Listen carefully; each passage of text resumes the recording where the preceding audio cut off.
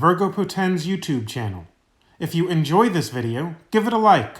I also invite you to subscribe to this channel so that you won't miss new content. Please prayerfully consider supporting my work by becoming a patron of Virgo Potens on Patreon and/or by buying one of my books. My ebooks are available on Amazon as well as on the Apple Bookstore. For those who prefer a physical copy rather than an ebook, my book, Spiritual Warfare, Know Thy Enemy, is also available as a paperback on Amazon. If you are interested in making a one-time contribution, I suggest that you do so by simply buying one of my books. I am thankful for your support. Links to Patreon and to my books will be posted in the comments section of this video. The continuation of this work isn't possible without you. Lastly, and most importantly, please pray for me. May the Virgin Most Powerful guide and protect you.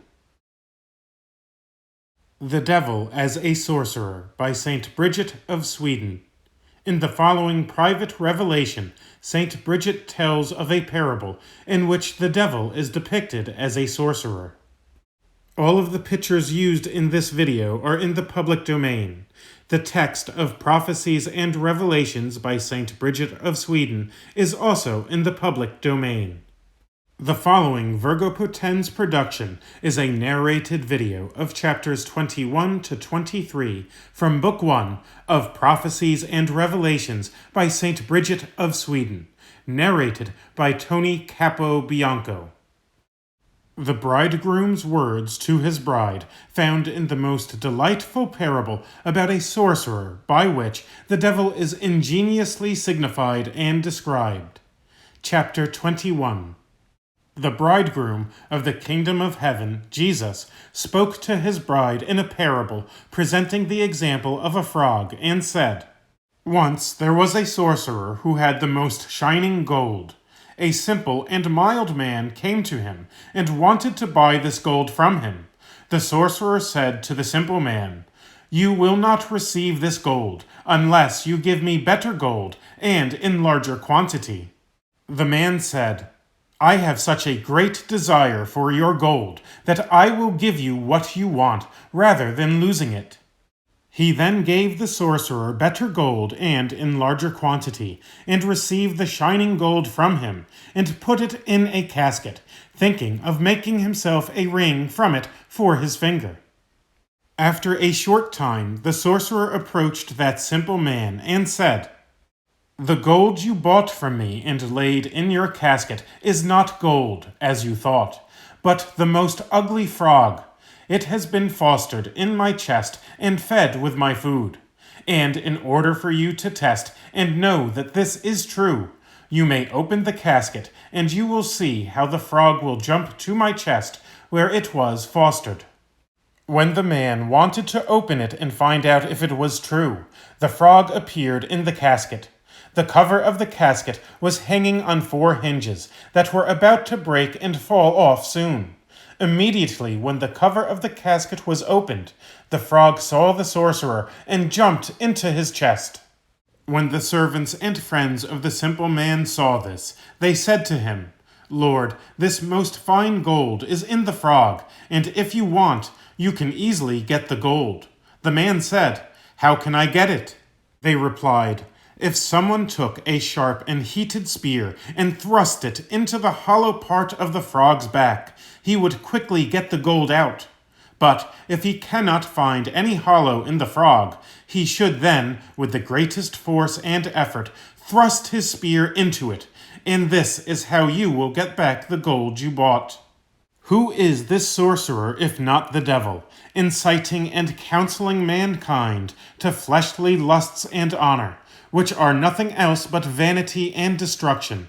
He promises that what is false is true, and makes what is true seem to be false.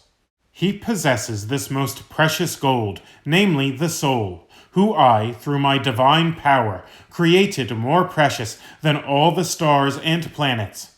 I created it immortal and imperishable, and more pleasing to me than everything else, and I prepared for her an eternal resting place with me. I bought her from the violence of the devil with better and more valuable gold when I gave my own flesh for her, spotless from every sin, and suffered such a bitter torment that none of my limbs were without wounds or pain. I placed the redeemed soul in the body as in a casket, until the time when I would place her in the presence of my divine honor and glory in the kingdom of heaven. But now, the redeemed soul of man has become like the most ugly and shameless frog, jumping in its arrogance and living in filth through its sensuality. She has taken my gold away from me. That is all my justice. That is why the devil rightly can say to me, "The gold you bought is not gold but a frog, fostered in the chest of my lust. Separate therefore the body from the soul, and you shall see that she will jump directly to the chest of my lust where it was fostered." My answer is this: since the frog is hideous to look at, frightful to hear, and poisonous to touch, and does not bring me any good nor any pleasure or comfort, but only does so for you, in whose chest she was fostered, you can have it, since she is yours by right. And when the door is opened, that is, when the soul is separated from the body, she will fly directly to you, to remain with you for all eternity. Such is the soul of the man I am talking about to you. She is namely like the most vile frog, full of filthiness and lust, fostered in the chest of the devil. To the casket, that is, to his body, I am now coming closer through his coming death. The casket is hanging by 4 hinges that are about to fall off, for his body is supported by 4 things, namely, strength, beauty, wisdom, and sight, which are all now beginning to perish and fade for him. When his soul begins to separate from the body, she flies straight away to the devil, on whose milk it was fostered, that is, his lust, since she has forgotten my love, with which I took upon myself the suffering and pain she deserved. She does not repay my love with love, and deprives me of my rightful possession, because she should love me more than anyone else, since I redeemed her. But she finds a greater pleasure in the devil. The voice of her prayer is like the voice of the frog, and her appearance is abominable and hideous in my sight. Her ears will never hear my joy, and her poisoned senses will never feel my divinity. But I am still merciful, and if anyone were to touch his soul, even though she is unclean, and examine her to see if there is any remorse or goodwill in it, and thrust a sharp and burning spear into his mind, which means the fear of my severe judgment, then he could still find my mercy, if he would only obey me. And if there is no remorse and love in him, still there is hope. If someone were to pierce him with a sharp and bitter correction and rebuked him strictly, for as long as the soul lives with the body, my mercy is open and ready for everyone. Consider therefore how I died because of my love, and yet nobody repays me with love, but they even take from me what is mine by right. For it would be true justice if men improved their lives in proportion to the pain and suffering of their redemption. But now they want to live all the worse in proportion to the bitter pain and death I suffered when redeeming them. And the more I show them the hatefulness and ugliness of sin, the more boldly they want to sin. But you, my bride, give me what you are obliged to give me. That is, may you keep your soul pure for me, because I died for you, in order that you might keep her pure for me. The mother's most lovely question to the bride, the humble answer of the bride to the mother, and the mother's useful answer to the bride, and about the improvement of good people among the evil. Chapter 22. The Mother of God spoke to her son's bride, saying, "You are my son's bride. Tell me what is on your mind, and what are you praying for?" The bride answered, "My lady, you know it very well, for you know all things." Then the Holy Virgin said, "Even though I know all things, I would still like to hear you tell me, while those standing here present are listening." The bride said, "My lady, I fear two things. First, for my sins, for which I do not cry and make amends for as I would like. Second, I am sad because your son's enemies are so many." Then the Virgin Mary answered, "In regard to the first one, I give you 3 cures. First, think about how all the things that have spirit, such as frogs and other animals, have troubles sometimes, and yet their spirits do not live eternally, but die with the body. But your soul and every human soul does live forever. Second, think about the mercy of God, because there is no man who is so sinful that his sin is not immediately forgiven, if he only prays for God's forgiveness with an intention to better himself and with true repentance for his former sins. Third, think and visualize about how great the glory of the soul is when she lives forever with God and in God.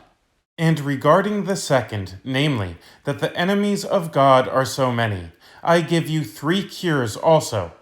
First, consider that your God and your Creator and theirs is judge over them, and they will never judge him again, even though he patiently bears their malice for a time. Second, consider that they are the sons of damnation, and how heavy and intolerable it will be for them to burn for all eternity in hell. They are like the most wicked servants who will lose the inheritance of the kingdom of heaven, while the sons will partake of the inheritance. But now maybe you will say, should not one preach to them? Yes, of course one should preach to them. Consider how good people are often found among the evil, and that the sons of evil sometimes turn away from the good, just like the prodigal son who demanded his inheritance from his father and went away to a faraway kingdom and lived an evil life. But sometimes they are seized by remorse through the preaching and return to the Father, and they are more welcome to him than as if they had never been sinful before. Therefore, one should preach especially to them, because even though the preacher almost only sees evil people, he nonetheless thinks to himself, "Perhaps there are some among them who will become the sons of my Lord.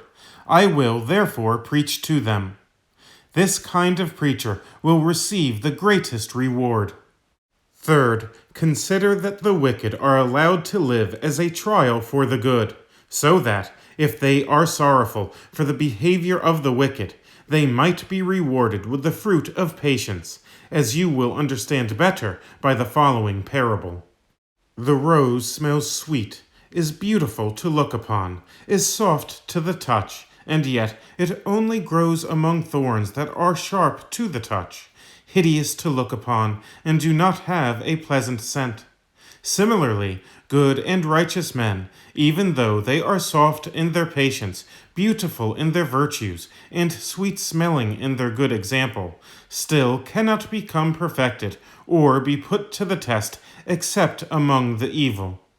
Sometimes the thorn also protects the rose so that it will not be picked before it has bloomed. Likewise, the evil give the good an occasion and a reason not to fall into sin. And sometimes the good are restrained by their malice, so that they do not fall into immoderate cheerfulness or lust or any other sin. A wine will never become good unless it is stored in the dreg, and neither can the good and righteous remain and improve in virtues if they are not tested through afflictions and persecutions by the unrighteous. So tolerate willingly the enemies of my Son, and remember that he is their judge, and that he, if justice demanded to destroy them all, could easily exterminate them in a moment, Therefore, may you tolerate them as long as he tolerates them. The words of Christ to his bride about a false man who is called an enemy of God, and about his hypocrisy and all his characteristics. Chapter 23. This man appears to the people to be a well-dressed, strong, and attractive man, who is brave in his Lord's battle, but when his helmet is removed from his head, he is ugly and disgusting to look at, and is useless for work. His brain is seen to be bare. His ears are on his forehead, and his eyes are in his neck. His nose is dissevered, and his cheeks are altogether sunken like those of a dead man. On the right side, his chin and half of his lips have all fallen off, so that nothing is left on the right side except his throat, which is seen to be all uncovered. His chest is full of swarming worms, and his arms are like two snakes. The most poisonous scorpion lives in his heart. His back is like burnt coal. His intestines are stinking and rotting like pus-filled, unclean flesh. His feet are dead and useless to walk with. I will tell you what all this signifies. On the outside he appears to people to be decorated with good habits, wisdom and bravery, in the service and honor of me. But he is by no means like that. For if the helmet were removed from his head, that is, if it were shown to people how he really is spiritually in his soul, he would be uglier than all men. His brain is bare because his foolish customs and frivolity clearly demonstrate to good men that he is unworthy of such an honor.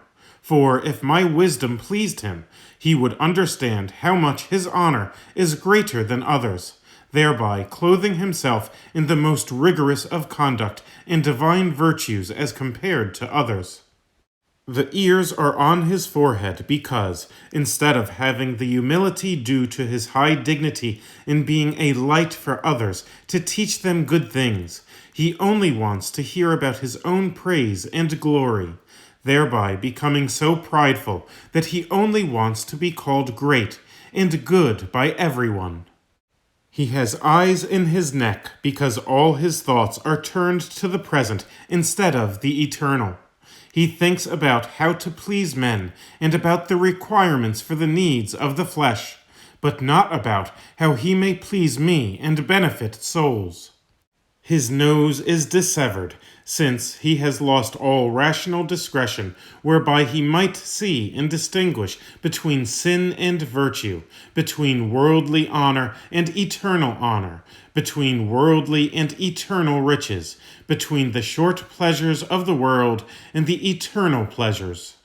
His cheeks are sunken, that is, all the veneration he should have for me, with the beauty of the virtues whereby he might please me, are entirely dead in the service of me, for he is ashamed to sin in front of men, but not in front of me.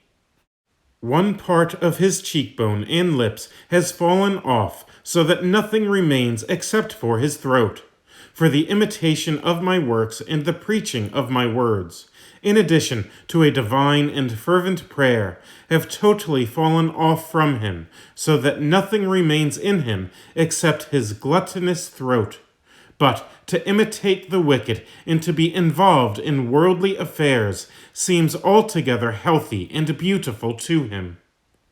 His chest is full of worms, because in his chest, where the remembrance of my suffering and the thought and consideration of my deeds and commandments should be, there is only a care for the things of the world, with the desire and greed of the world, which are like worms, devouring his conscience, so that he does not think of spiritual or divine things. In his heart, where I would wish to dwell and my love should be, there now sits the most evil scorpion, with a stinging tail and an enticing face and tongue, because pleasing and reasonable words proceed from his mouth, but his heart is full of injustice and deceit, because he does not care if the church he is supervising gets destroyed, as long as he can fulfill his own will.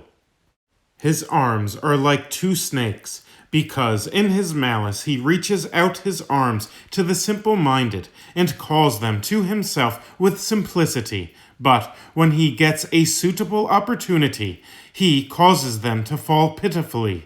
Like a snake, he coils himself into a ring, because he hides his malice and unrighteousness, so that barely anyone can understand his treacherous plans. He is like the most vile snake in my sight, for just as the snake is more detestable than any other animal, so is he more ugly in my sight than any other man, since he counts my justice as nothing, and holds me to be as a man who is unwilling to judge righteously. His back is like coal, but it should be like ivory, since his deeds should be more mighty and pure than others, in order to be able to better carry the weak through his patience and his example of a good life. But now he is like coal, because he is too impatient to endure a single word for my honor, unless he benefits from it. Yet he seems to be mighty to the world. Therefore, when he thinks he stands, he will fall, since he is as hideous and lifeless as coal before me and my saints. His intestines stink, because his thoughts and desires smell like rotting flesh before me, with a stench that no one can tolerate. Neither can any of my saints tolerate him, but everyone turns his face away from him and demands a judgment over him. His feet are dead. His 2 feet are his 2 dispositions towards me, that is, his will to make amends for the sins he has done, and his will to do good deeds. But these feet are altogether dead in him, because all the marrow of love is consumed in him, and nothing is left in him except the hardened bones, and in this way he stands before me. However, as long as the soul is with the body, he can find my mercy. Explanation. St. Lawrence appeared and said, "When I was in the world, I had 3 things: self-purity, mercy to my neighbor, and love of God. Therefore, I preached the word of God fervently, distributed the goods of the church wisely, and suffered the scourging, fire, and death gladly." But this bishop tolerates and pretends not to notice the incontinence of the clergy, and he liberally distributes the goods of the church to the rich and shows love only towards himself and his own friends. Therefore, I declare to him that the lightest cloud now has ascended into heaven, but dark smoke of fire overshadows it so that it cannot be seen by many. This cloud is the prayer of the Mother of God for the Holy Church. The fire of greed, ungodliness, and unrighteousness darken it so much that the mercy of the Mother of God cannot easily enter the hearts of the wretched. Therefore, let the bishop quickly turn to the divine love by correcting himself and his subordinates, admonishing them with his good example and word, and leading them to a better life. Otherwise, he will feel the hand of the judge, which is his vengeance and justice, and his church will be purged by fire and the sword, and afflicted by plundering and tribulation, so that it will be a long time before anyone consoles her. End of chapters 21 to 23 from Book 1 of Prophecies and Revelations by St. Bridget of Sweden. Narrated by Tony Capobianco. This has been a Virgo Potens production.